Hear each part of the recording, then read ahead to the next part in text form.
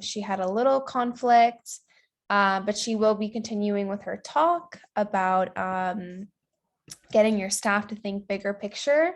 I just thought I would use the first few minutes of the town hall to touch base with everyone and ask some questions about our town halls, our resources. We will be doing a pause on our town halls throughout the months of July and August, just to give everyone in the school leadership space time to, just disconnect, enjoy some free time, hopefully recharge. We know that's really important.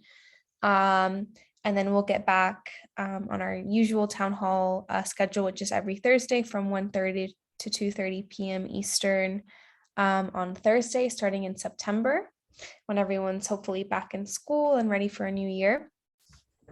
I just wanted to share my screen because I thought it might be useful to start a little document here where we can kind of fill out, and you can utilize the chat if you want to respond or anything, because we very much build these around what our community members want to see more of. I know some of you are Montessori Thrive members, some of you are not, because we always make our town hall spaces free, but I think both of them are great resources for school leaders. If you are a Montessori Thrive member and there's a new resource that you might need for school year, whether it's a specific type of contract or parent communication form or anything like that that you'd like to see more of, maybe a blog example, things like that, please feel free to comment in the chat and I'll add it to the list here. I'm not sure how many of you are. I know some of you are based on just some familiar faces here. But if you have any suggestions or any ideas for new resources, remember that we do make them and then we post them on our collection. So please feel free to say anything in the chat. Also, for when we pick up our town halls again in September, if there are any topics that you'd like to see us cover, whether it's school leadership, whether it's parent education or parent communication. Also, I'm going to add a little section here for, I'm not sure how many of you are familiar with the fact that we do parenting sessions as well. Like us to cover, because every October we do host a parenting series online where we bring in Montessorians to teach parents about parenting and Montessori. So if there's any topics that you would like us to cover for educating your parents as well, please let me know in the chat and I'll add it to our list. Because obviously I think it would be best to build it around our community members' needs. Yeah, so I'll keep an eye on the chat if anyone has any suggestions, ideas, before we welcome Chanie in a couple of minutes. I know there was a few requests for more parent communication resources. So if anyone needs anything like that, or if anyone has had a browse of our Montessori Thrive resource collection recently.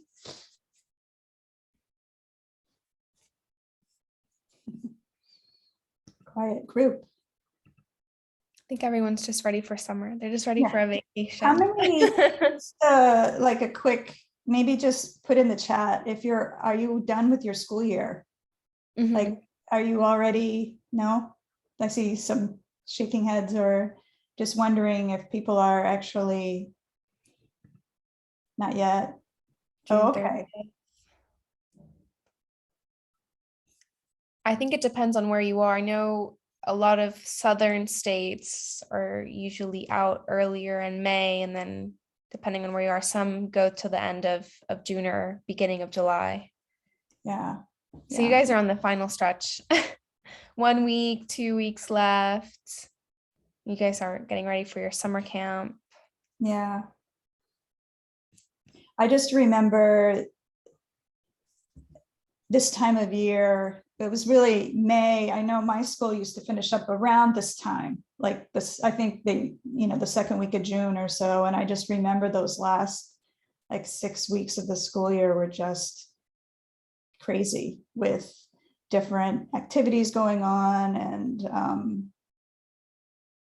transition ceremonies and all of that good stuff. But, nice time of year, but also really, really busy and trying to fit everything in before the year ends. So I remember very well what that was like. So, but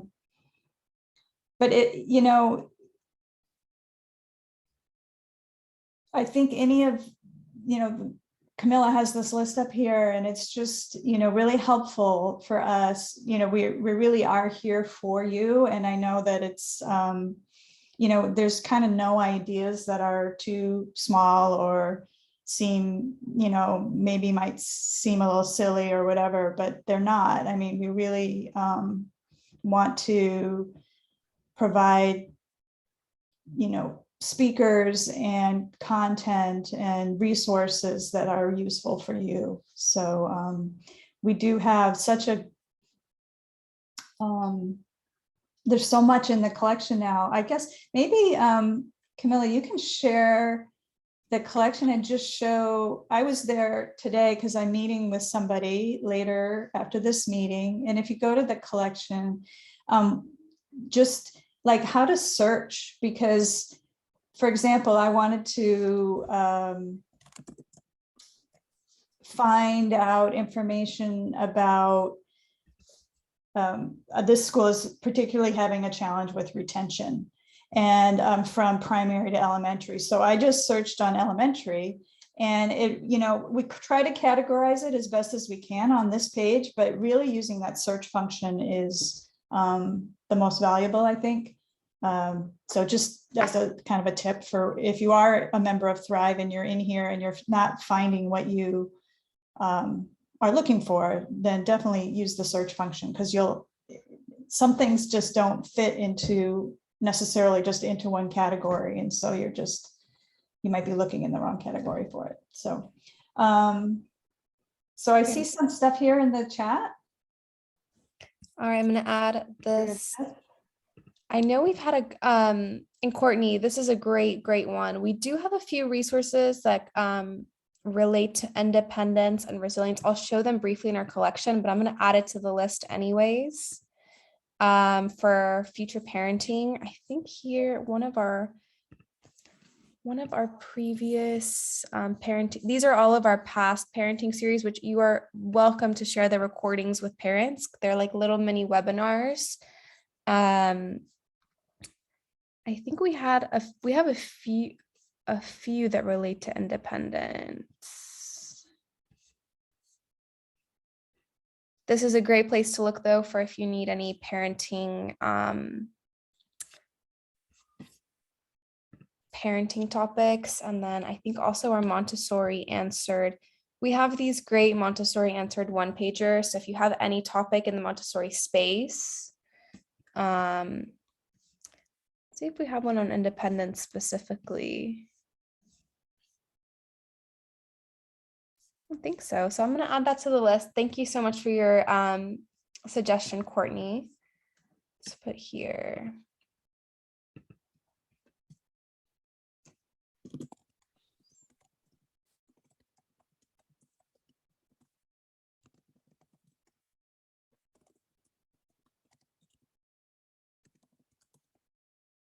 Okay.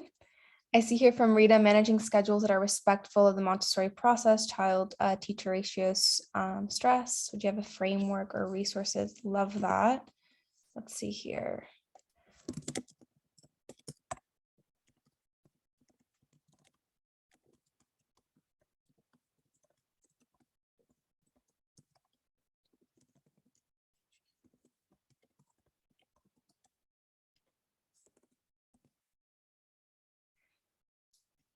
We hear more topics on stress. Is that what you mean, maybe for a leadership topic, Rita?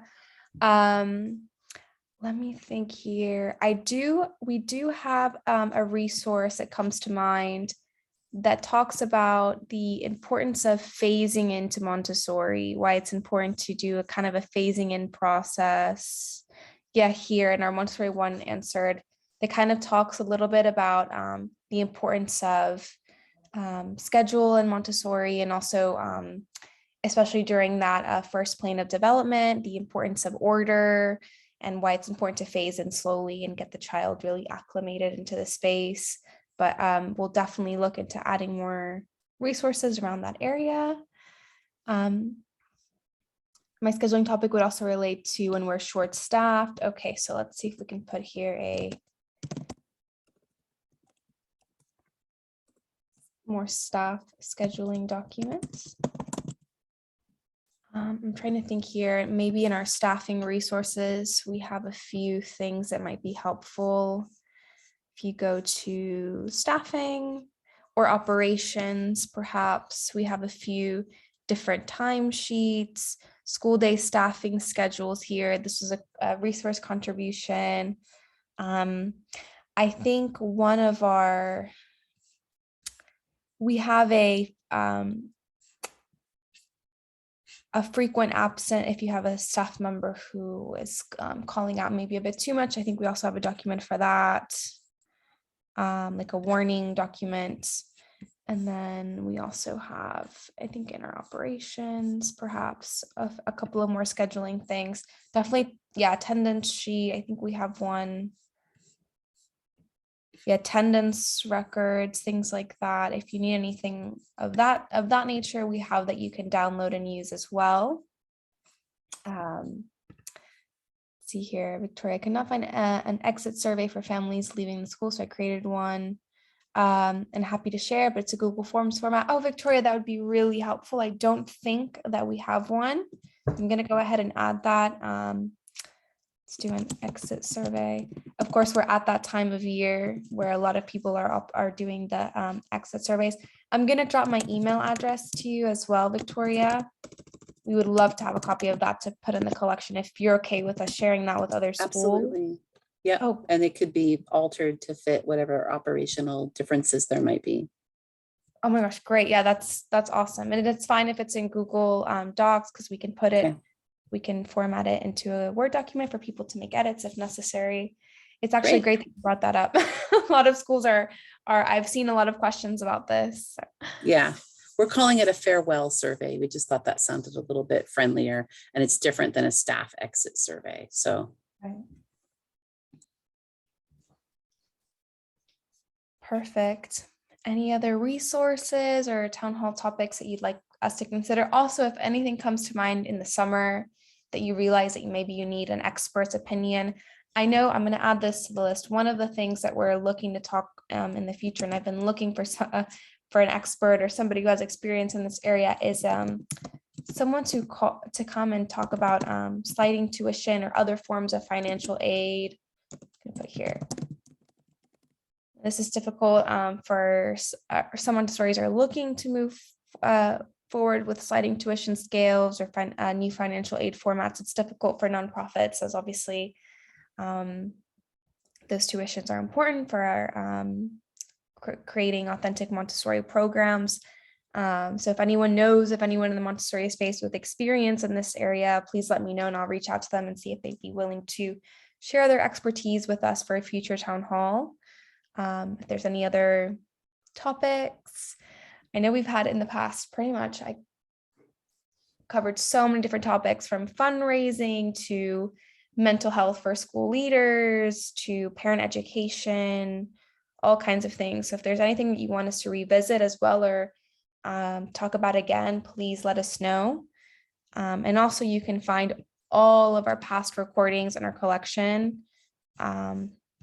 Right here, it's under Montessori Conversations, and you can scroll down all of the recordings for each one of our weekly town halls. We have loads now. We've been doing these for more than 2 years now. So, yeah, let's put stress management here.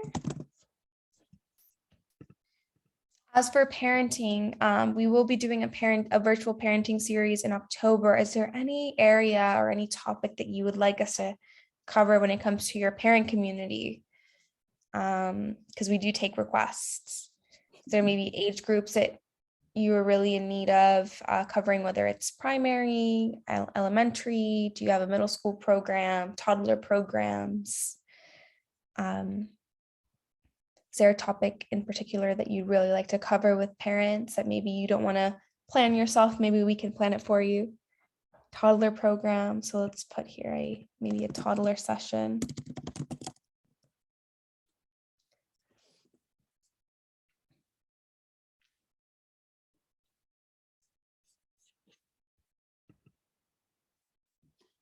And just to jump on that a little bit too, the parenting sessions that we do, those, I think, I don't know how many of you actually take advantage of them, but I think they're great. They're great for your current families, but they're also a really great thing to offer to prospective parents. We provide, Camilla puts together some nice, social media graphics and things for them. And if you have, parents that are in your admissions pipeline, go ahead and use those as something that they can, have access to. It's just a direct Zoom sign up. So I think it's just a really nice thing to offer. And, you can kind of tell how maybe seriously interested a prospective parent is if they attend one of these, or how, whether they're going to kind of really embrace, Montessori at home and Montessori parenting. Anyway, I just think, I know when I was doing admissions, I would have loved to have this as a resource to just offer prospective parents, because it's as easy as sending them a link. You don't have to do any of the prep for the parent ed. So anyway, just a little plug for the parenting series, but I just really wanted to emphasize that it's not just for your current parents, that you can send that link to any prospective parents as well. I'm just showing here in the collection, if you go to our Montessori parenting series, we always announce the speakers and put all of this information a month before the first session to give schools time to announce it to their families, just let people know. But you can download our virtual flyer, and you can download here as well our Instagram announcement posts, which we have one for each speaker. So you can announce it to parents. You can post it on your social media if you have an Instagram or Facebook for your school. We try to make it as easy to sign up for. I see we have Chanie here. Hello, Chanie. We were just going over our resource. Hi, thank you. Thank you for being patient. I appreciate it. Of course. Thank you so much for joining us. So for everyone who's here, I'm going to go ahead and briefly introduce our speaker here, Chanie from Schools of Excellence. I know some of you have already joined one of our town halls with Chanie. She's going to be here to talk about how you can get staff to think bigger picture. I'm going to go ahead and hand it over to her. She's got a little conversation or discussion plan for you guys. Thank you. Thank you, Camilla. Thanks so much for having me. I appreciate it. Hello, everyone. It's good to see you. I know that many of you are either wrapping up the school year or have already wrapped up the school year. So just give me in the comments where you're kind of holding. Have you already finished, wrapped up your academic school year? Are you a 12-month program? Have you started your summer season? I'm just curious to kind of hear where everyone is sitting, whether you're live or watching the replay.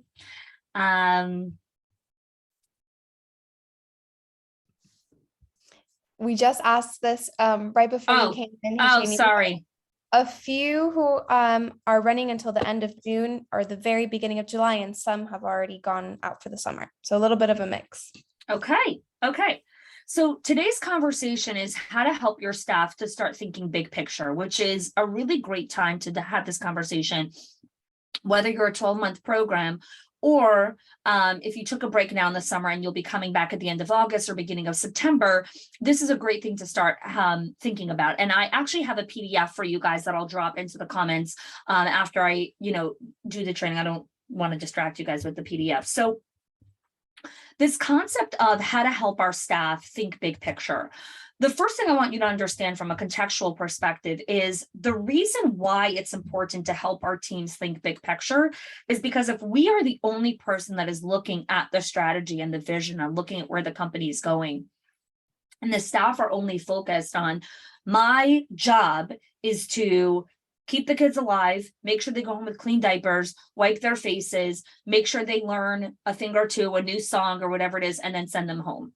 If they only believe they're cogs in these wheels of like shipping kids in, shipping them back home, shipping them in, shipping them back home, you're going to get very little buy-in for bigger things that you want to do in the center, bigger projects you want to take on, bigger goals that you want to work on, big initiatives that you want to start embarking on, because they're going to look at those things as extra layers of working my efficient system that I created. So my efficient wheelhouse or system is kids in, wipe face, do this, do the right? And then you come in and you tell me, oh, now I want you to sit on the floor and I want you to start playing with the kids. Or now I want you to also, do this different kind of art project. Or now I want you to start talking to parents. Or now, and they're like, whoa, 1 second. This doesn't work in my system. Like, I have a system. Like, we do this at this and this time.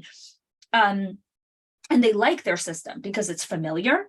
It's safe, it's comfortable, and now it's easy because they've done it again and again and again and again. And when you come in now and tell me I have to learn something new, which means now I'm not smart as I thought I was, because now I have to learn something new. And every time I learn something new, I'm not going to be good at it right away. I don't like being not good at something right away. Now I'm going to need to be vulnerable because I'm going to need to ask questions to ask you, well, how do I actually do this? Right? Now I'm going to have to go out of my comfort zone. Now I feel unsafe. Now everything feels unfamiliar. Oh my God, I'm overwhelmed. I'm burnt out. I quit. So let me know in the comments, just a yes, an emoji, if you follow where I'm taking you guys, and if you've seen this pattern play itself out before.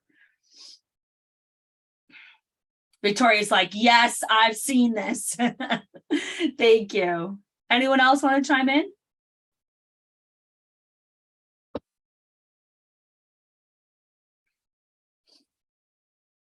See, a lot of people are not on camera, they're just kind of listening in. So absolutely. Okay, thank you, Rita. A little engagement. I want to see what's going on with you guys. So this is why we need to constantly invite our staff to help them see the bigger picture. Because when they do, and we get their buy-in to the bigger picture, it's a lot easier to make introductions to new things. This is a whole separate conversation about when and how to introduce new concepts to your staff, but I will touch on it briefly, and then maybe we could do another town hall on this. I'm also doing a podcast episode, so if you're not subscribed to our podcast, definitely go check that out, because I'm doing a whole episode on this before the beginning of the school year. Has anyone ever here tried to lose weight or get control of their financials, or I don't know, try to do anything new? Just give me a yes or show of hands. Okay. If you're going to try to get your financials in order, start a Roth IRA, lose 10 pounds while you just had a baby 2 weeks ago, yeah, that's not happening, right? Because you can't do 4 giant things at once. You just can't. Your body is not going to be able to handle everything that's going on and all of this surge. Okay. So that everyone nods their heads of like, oh, of course, someone who just had a baby is not going to start losing weight or start creating a financial plan or start, looking at a new house, or like, no, it's baby time. Like we're taking care of the baby, right? That's it. We're doing. But then in our centers, we do this all the time. Okay, we're starting a new software. Oh, 2 weeks later. Okay, now we're going to go do this thing. Okay, now I want you guys to start doing this. Okay, now we're going to go do this. Okay, now we're going to also go do this. There's actually someone who's implementing all of those changes, and that's the staff. And we are overwhelming their nervous system. They are the new mom who cannot handle all of this influx. Okay, it doesn't matter if they've been teaching for 2 decades. The body cannot handle so much new stimuli in one shot. They just can't. So that's a whole separate conversation of why teachers also get overwhelmed so quickly. because we're doing too much input on their nervous system. And it's like, now I'm also not good at this. Oh, now there's a whole new thing. Okay, I'm also not good at this. Oh God, all right, there's 2 things I'm not good at. Okay, now she gave me something. Oh God, now I'm also not good at this. There's 3 things in my day that I'm horrible at. And I'm also mediocre at these things. So I'm a massive failure. I don't know that I'm going to want to go to this place where I feel like a failure every single day. Right? Again, just understand the subconscious narrative that's going on in the teacher's mind. So how do we help our staff think big picture, right? Because our staff gets really stuck in the minutia of their own role, right? They get very stuck in the details of like, this is how I do this and this is how I do this, right? And the owner thinks in big picture pretty much all the time, right? They think about what I need to build, what I need to create, how do I design this next thing? And the owners lose sight of how many hours of labor it actually takes to do this project, how many resources it actually takes to complete it, who is required. And this is the biggest thing that owners miss: the maintenance of this project. Every project requires maintenance. If you start a new parent initiative program, it requires maintenance. The only projects that don't require maintenance is the graduation ceremony, right? You're not maintaining a graduation ceremony. It's a graduation ceremony, right? Or it's a Mother's Day breakfast, or it's whatever. But most of the projects that childcares are starting or preschools are starting require maintenance. The owner doesn't see it, and nor should they. They are the visionary leader. This is why you need staff to think big picture, because then the director comes in and says, hey, this requires 20 hours a week of maintenance. I only work 40 hours. Do you want me to take this on? Right? And now the owner has to practice discernment. Maybe we're not ready to take on a project like this. Oh, but entrepreneurs hate being told no to their ideas. What do you mean? These are my ideas. These are my babies. I birthed them out of my brain 4 seconds ago, but now I want to do it tomorrow.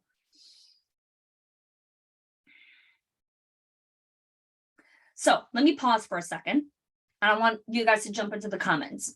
What are you hearing? What are you processing? What's going through your mind? And feel free to unmute yourself and talk if you want to chat with me.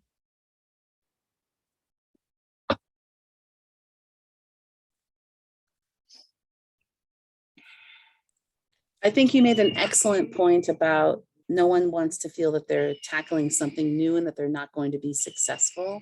And, as much as we try to model that with the children, that we have a friendliness with error is the language we use, or that we are a mistake friendly culture, and that the control of error is this important part of the Montessori philosophy that, we all discover in our roles. Oh, that was my control of error. Like, that's how I knew that that's actually not what I wanted to do, or I would rather do it better or differently next time I do this. And some of the events and things that we're incorporating might only be annually, a particular event, that happens once a year. So it's important that we're setting everyone up to know, like, what are the expectations for that event? How are you involved? What is your responsibility to communicate to families?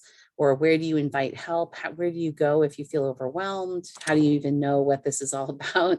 And hopefully we've done a better job, from a leadership perspective, that they know that from the very beginning of the year when we do a setup week and we go through all of those aspects. But I love that you brought up, it's not just people trying to be difficult or being opposed to new or opposed to excellence. If we're seeing it as like, no, this is an excellence marker, we want to all do this.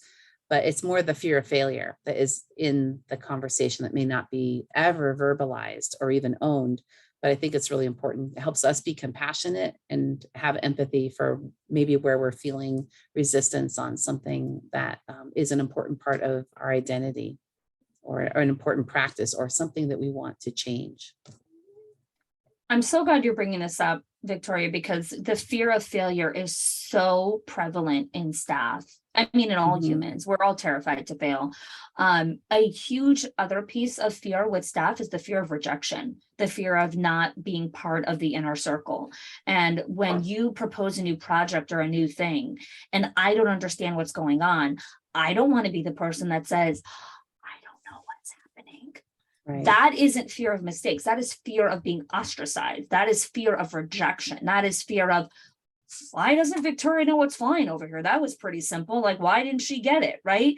And no one's saying that out loud, but people are thinking that in their heads, right? And someone who has a history of being rejected or being bullied in school or whatever it is, oh, their mouth is going to stay sealed shut. They ain't saying nothing. What they will tell you with their body language and with their, stuff, they'll tell you, I'm not doing this. I'm not doing this. Not because I don't believe in it, not because I don't think it's a good idea, but because the fear of rejection and failure is so much higher than my desire to show up here. There is such a it is so vast. I don't even know how I'm going to climb back up here. Right. So I so appreciate you bringing that up, because the empathy and compassion comes from the get-go, right? Of this is really new. And most of you, in fact, all of you will probably have questions about how to do this. And I welcome every single one of your questions, whether you feel comfortable to share that verbally right now out loud, or you feel like you want to talk to me privately. I welcome that also. I want to hear what your questions are.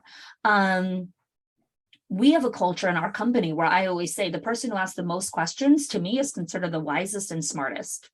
I say this all the time on all our team calls. When I hire new people, I say, the more questions you ask me, the more you're going to earn my trust. The more questions you ask me, the more I'm going to see you as a competent person.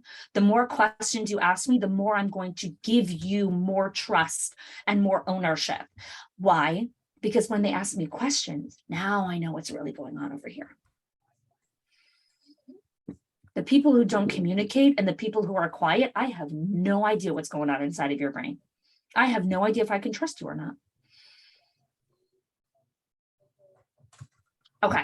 Anyone else want to share? Thank you, Victoria. That was beautiful. Patty, your hand came up. Yes, nice to meet Hi, you. nice to meet you too. Yeah.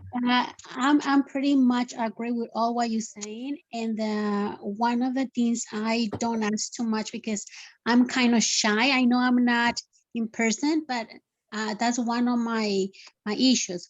But right now I just want to share, I was a teacher for 5 years, a Montessori preschool teacher. And now I decided to do my own daycare, my own family daycare, which is coming. Teaching by doing this daycare is getting overwhelmed about paperwork, about resources, about meeting people to help you and doing a lot of things. So my vision now, it's as an owner, it's very different as a teacher.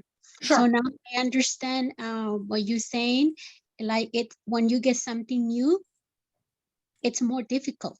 Yes. You overthink a lot. And sometimes, yes, we are afraid to make mistakes.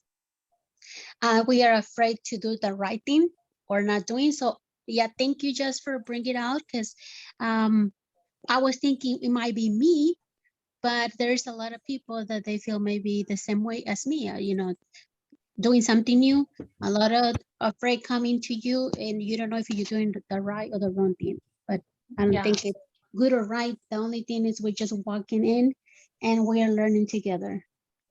Yeah. That's where so much of letting go of the outcome, falling in love with the process, all of those things. So let's move on over here, right? How do we start this conversation with our team? How do we really help them start to develop this mindset of big picture? Because what we need to remember again is this is not a one-off conversation, right? This is a consistent dialogue to help them think big picture. So the first thing I want you to think about is, when do you have a meeting that you have with your staff on a consistent basis, right? Do you meet with them once a week, once a month, once a quarter, whatever it is? And can you choose one of those meetings to dedicate towards big picture thinking, right? So this is a whole separate conversation around the types of meetings that you have. 98% of meetings could be an email. Anytime you're meeting and it could be an email, please make it an email. Please do not meet. Meetings are for conversation and reflection. Do not meet with your staff to give them updates. They are grown-ups. They know how to read since the first grade. They can read an email. They can read a post or whatever it is. Do not sit down with people and have meetings about updates. Here's why. You have designed a culture where meetings are not about conversation. They're about sitting and listening to your updates. So when I sit in a meeting, why would I be part of the conversation? I don't have any updates to give you unless you want to know who got bitten today, right? So the meeting culture has to shift, where meetings are about conversation and dialogue, not about here are the updates, music teacher coming late, this thing. Everything is an email, posted, updates, whatever it is, right? Which is, again, a whole separate conversation. So when you choose this meeting, right, what you're going to be doing is you're going to start creating this culture where we're part of an organization, that we need to share our thoughts, our suggestions, our debates, and we need to invite disruption of thinking and different perspectives. If you have a group of people who are coming together, it's impossible for everyone to think the exact same thing. If everyone's thinking the exact same thing, you've created communism in your center. Okay, and the reason I'm giving that example is because I want you to realize the extremity of it. It is that extreme. If everyone agrees with each other, you have created communism. A democracy, a true dialogue invites dissent. You have to allow a difference of perspective and thinking. If everyone has to think the same way, that is not a democracy. It's not. You've created a place of sameness. Everyone has to agree with each other. Since when? I don't agree with my husband all the time. I think we have a great relationship because we don't agree with each other all the time. Could you imagine if you always had to agree in every relationship that you're in? You're probably not friends with the people that you always had to agree with. Where there wasn't an invitation for respectful dialogue, respectful debate. I see it this way. You see it this way. Interesting. Tell me more about how you see it this way.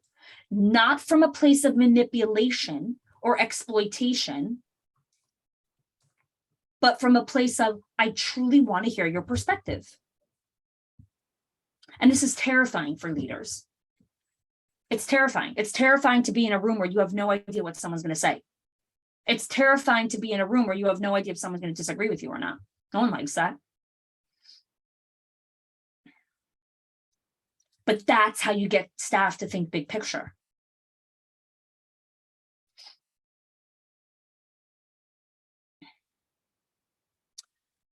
The next step in helping your team starting to think of things is we need to learn how to sit quietly with our own thoughts. If you think about a visionary leader or an entrepreneur, the most successful ones, if you look at patterns, have a couple of similar behaviors. They meditate, they have time alone, they journal, they have quiet time, they have white space. Do you know why? Because it's during all those times that the best ideas come forward. It's in the quiet. It's not while they're doing all the other stuff. That might be the spark of inspiration while they're doing something else, but the true formation of the idea comes in the quiet. It comes in the pause.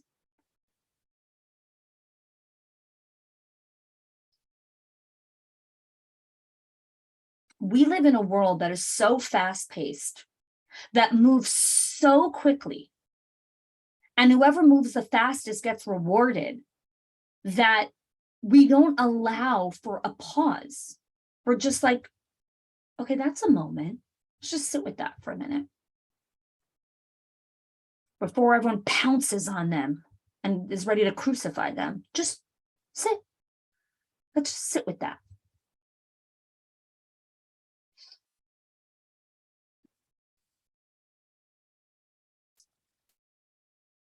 This feels deeply uncomfortable for leaders when I tell them that a staff meeting should actually have some journaling time where you pose a question and the staff sit quietly and don't talk to each other and just journal quietly with themselves.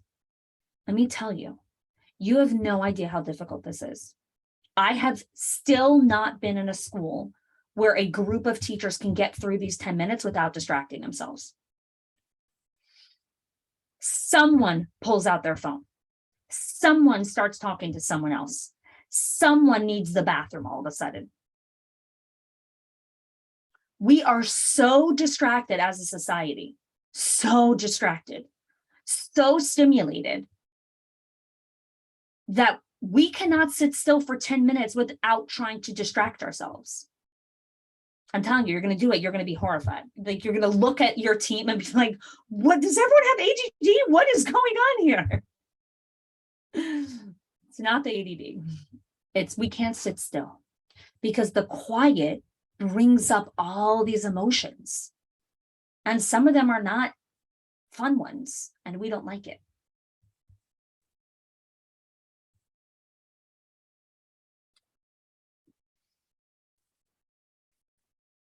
So a simple question could be something like, how could you go about your day differently? If your goal was to really be intentional with the children, what would you do differently? And then be quiet for 10 minutes. You see, what happens is we ask this question, and whoever fires off the first answer gets our attention. Nobody talks for 10 minutes. Nobody shares ideas for 10 minutes. And then you call on the quiet introverts to speak, the ones who don't bolt their answer out right away, right? They usually have really thoughtful responses. And so after you've let them process for 10 minutes and be quiet, and then you can invite them to speak, they actually have a lot to share.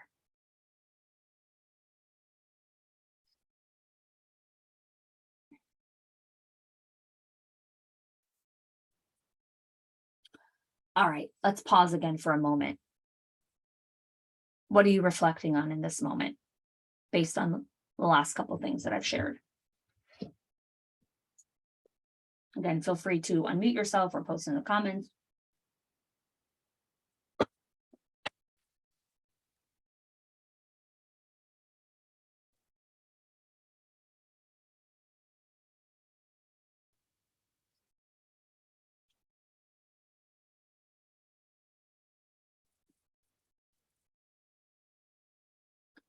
The need to create self-reflection in our meetings and in-service days.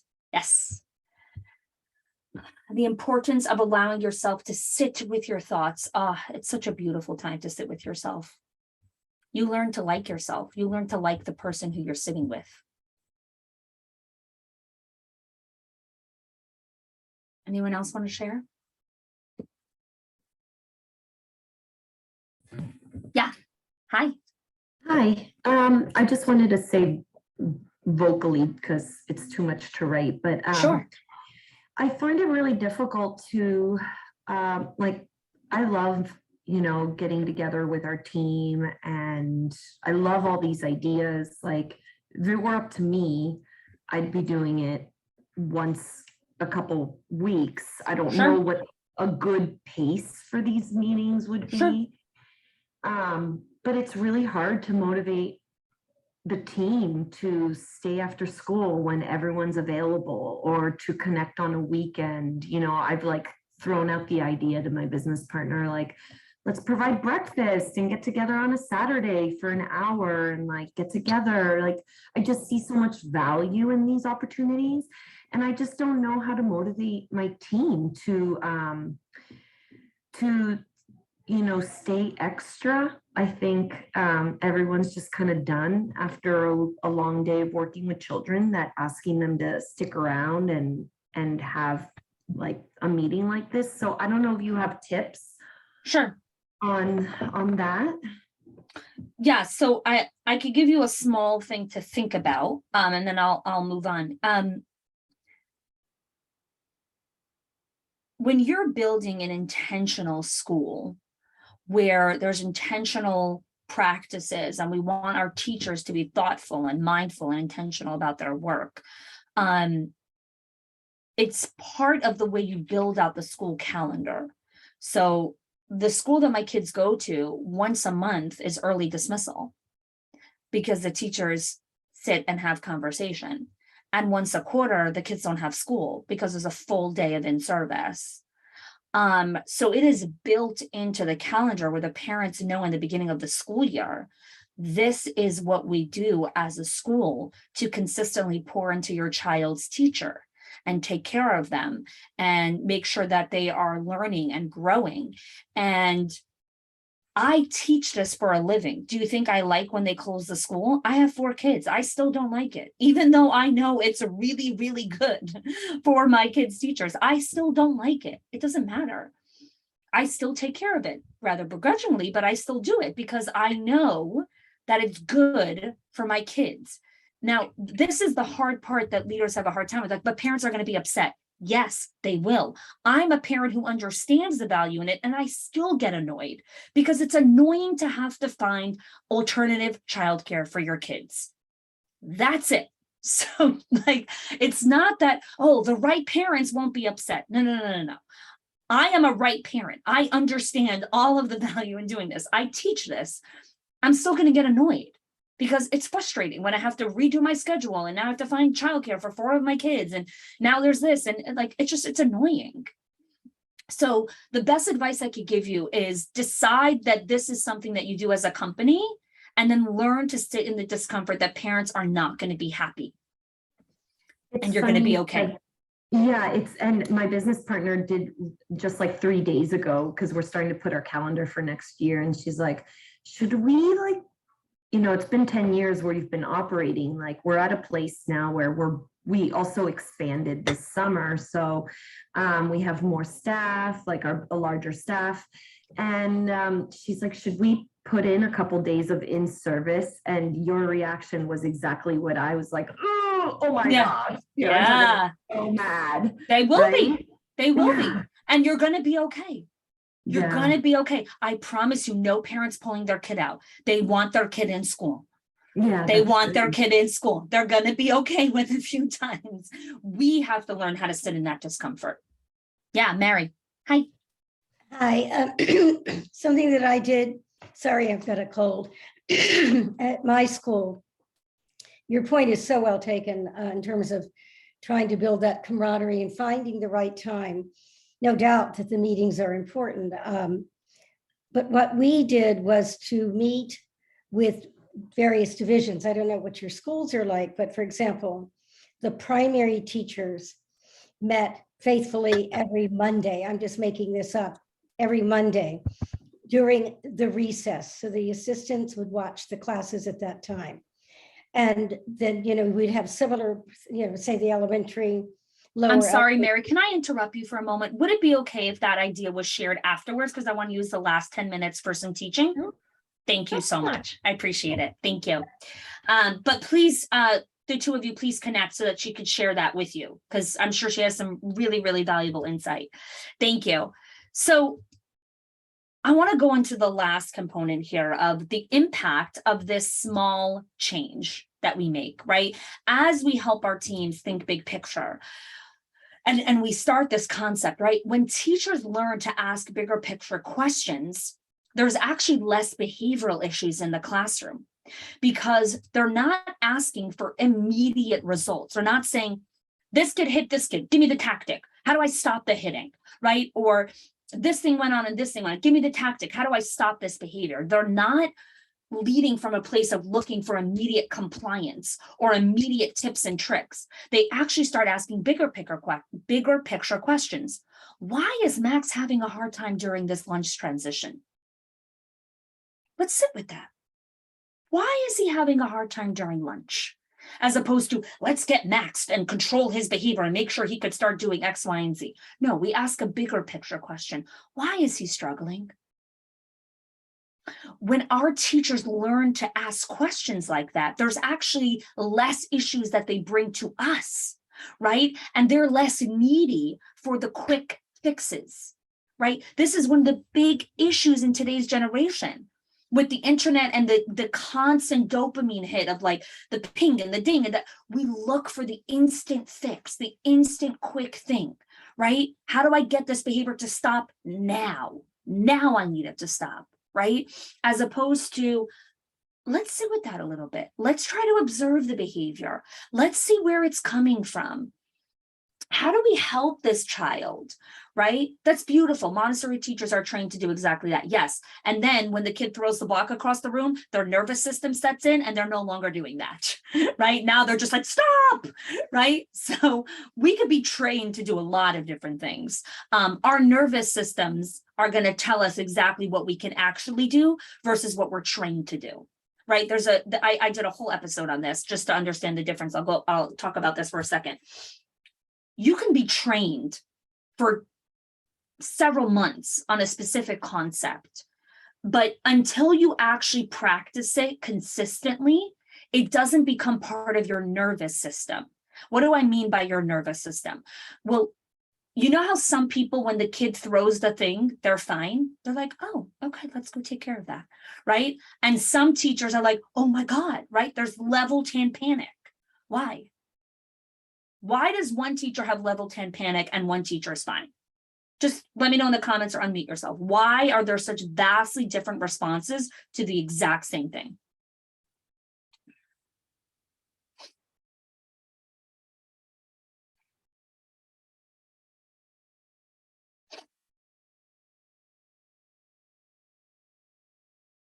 Anyone want to share? Even your directors, right? You have some directors that a teacher walks in late and she's like, okay, let's go have a conversation. And then you have some directors, a teacher walks in late and she's like, that's it. I got to fire her. We're done. We're done. All right. Where is that coming from? Why is there such a different response?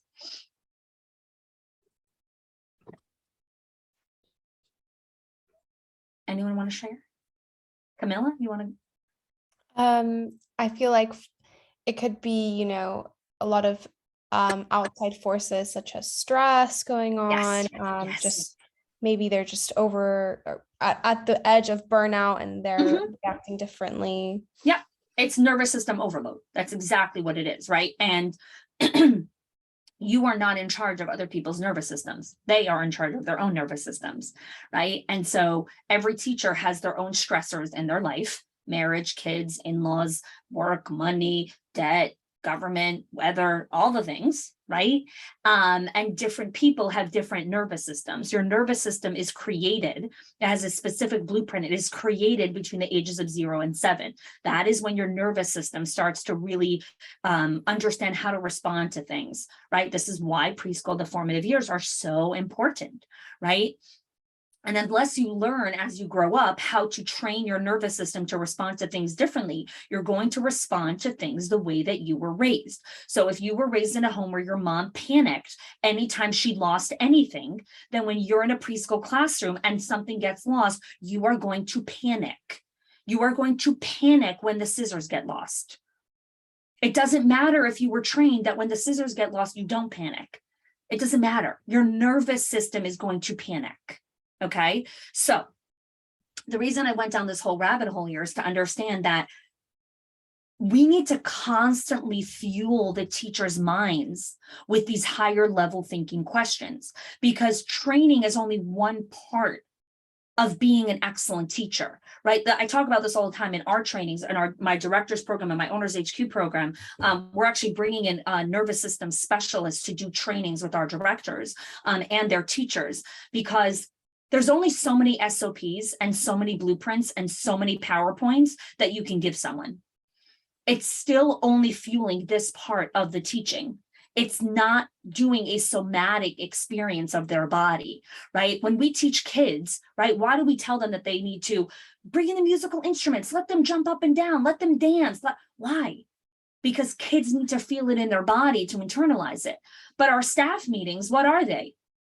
We sit at the table, we look at the screen, or we look at the speaker. We don't internalize it in our bodies. So if we want our teachers to respond in a certain way, we actually have to understand how to help them feel it in their nervous system.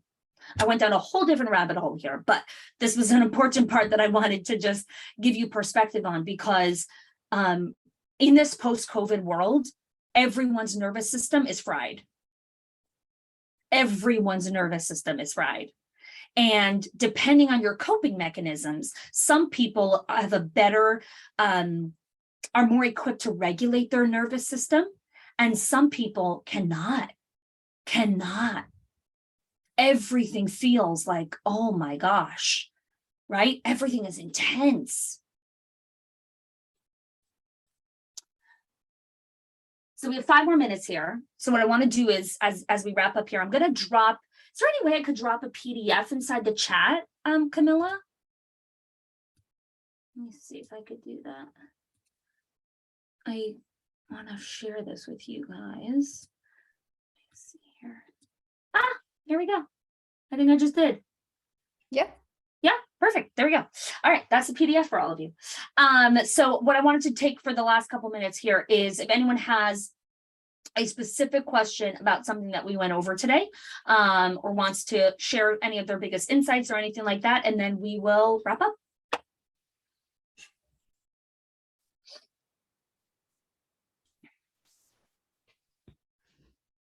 And the PDF, again, just breaks down everything that we spoke about today, so you could just see it in writing.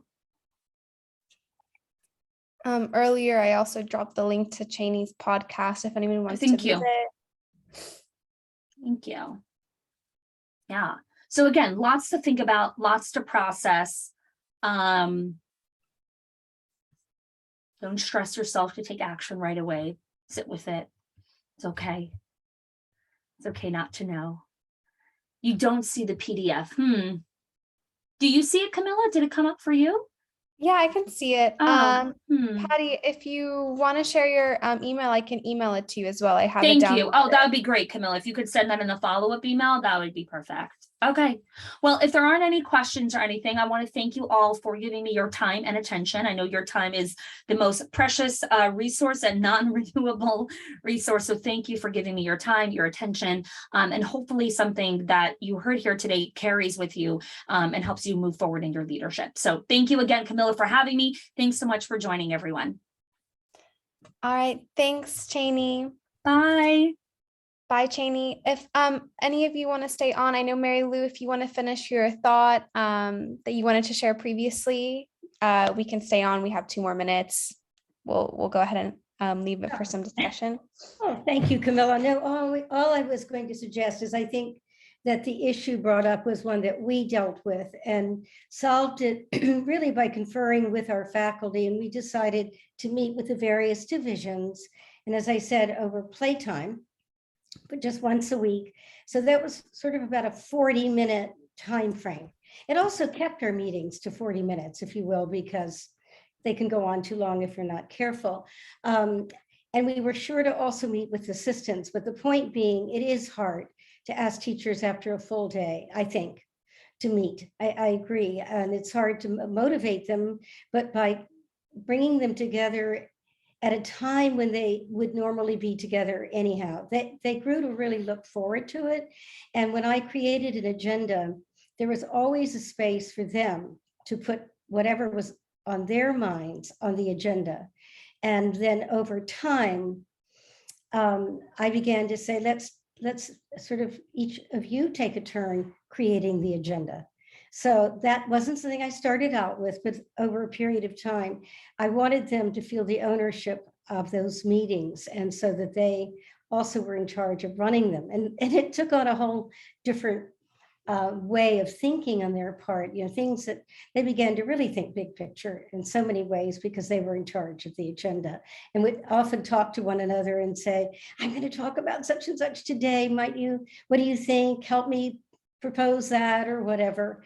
And so again, that was the point of arrival. But just to say that it all sort of the framework of all of this was set up in the sort of prep week, during prep week, with an orientation meeting and talking about our mission, always starting with our mission, my reading the mission, or really actually before every meeting that we had prep week, each of us would take a turn reading the mission because that's what drives what we do. And it was always It's a Montessori mission, right? So the mission and the vision, and then really being respectful of their time, letting them know that I was respectful of their time. So I just wanted to share that I think you can find ways to do those important meetings without having to do it in the evenings or after school, because I think, or even before school.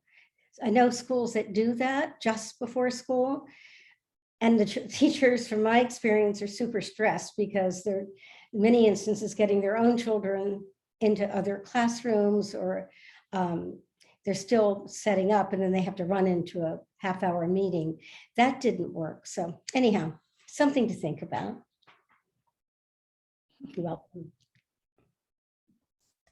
Does anyone else have any final thoughts, ideas, questions before we log off? All right. Well, thank you so much, everyone, for joining. If anything comes to mind later on, feel free to post it in our Facebook group or in our private forum. I see some more comments for the PDF. I'll go ahead and email. I'm just going to make sure I get all of the, one moment, make sure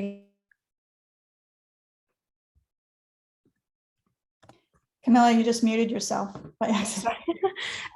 so I'll get that PDF. We will also be sending just a reminder tomorrow when the recording is live, and we'll include the PDF in our collection as well, so you can download it. But I'll make sure to email everyone who attended. Thank you so much. Have a great rest of your week, and we'll see you next week. All right. Thank you for joining. Thank you. Thank you.